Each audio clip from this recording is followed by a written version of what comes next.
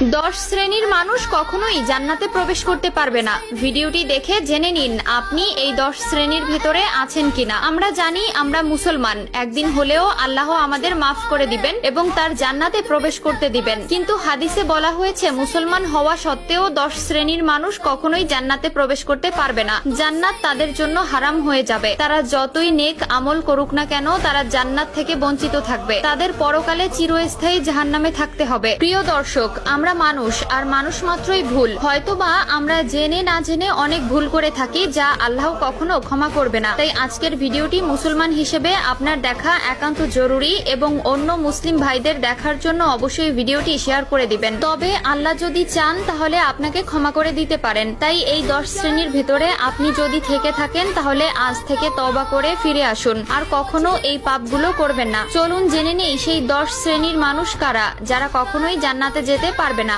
1. আত্মীয়তার সম্পর্ক ছিন্নকারী জান্নাতে প্রবেশ করবে না। 2. প্রতিবেশীকে কষ্ট দানকারী জান্নাতে যাবে না। যার অত্যাচার থেকে প্রতিবেশীরা নিরাপদ নয় তার জন্য জান্নাত হারাম হয়ে যাবে। 3. মাতা পিতার অবাধ্য সন্তান ও দায়ুসর জান্নাতে যাবে না। দায়ুস বলতে পুরুষের বেশ ধারণকারী নারী ও নারীর বেশ ধারণকারী পুরুষকে বোঝানো হয়েছে। 4. অশ্লীল ভাষী উগ্র মেজাজি মানুষ কখনোই জান্নাতে যাবে না। 5. হারাম খাদ্য ভক্ষণকারী কখনোই জান্নাতে যাবে না। প্রিয় নবী বলেছেন, যে দেহ হারাম খাদ্য দ্বারা লালিত পালিত হয়েছে সেই দেহ কখনোই জান্নাতে প্রবেশ করবে না। আমরা সকলেই নিজেকে শেষ ও আখিরি নবীর উম্মত হিসেবে দাবি করি, কিন্তু আপনি কি জানেন আমাদের প্রিয় নবী হযরত মুহাম্মদ সাল্লাল্লাহু আলাইহি ওয়াসাল্লাম এই 10 শ্রেণীর মানুষকে কখনো শাফায়াত করবে না। তিনি বলেছেন, আমার উম্মতের মধ্যে যারা এই 10 শ্রেণীর মধ্যে অন্তর্ভুক্ত থাকবে তারা আমার উম্মত নয়, পরকালে তারা আমার শাফায়াত হতে বঞ্চিত হবে। আপনি যদি আজকে ভিডিওটি সম্পূর্ণ না দেখেন, তারপরে আপনি যদি এই 10 শ্রেণীর অন্তর্ভুক্ত হয়ে থাকেন,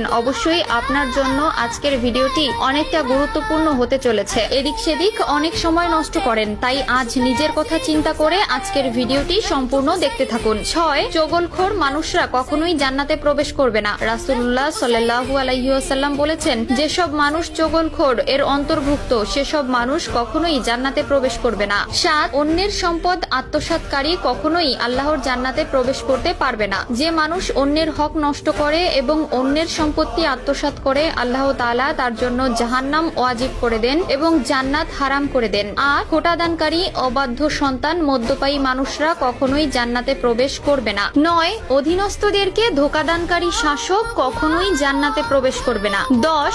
অন্যের পিতাকে যে নিজের পিতা বলে পরিচয় দেয় সে কখনোই জান্নাতে প্রবেশ করবে না।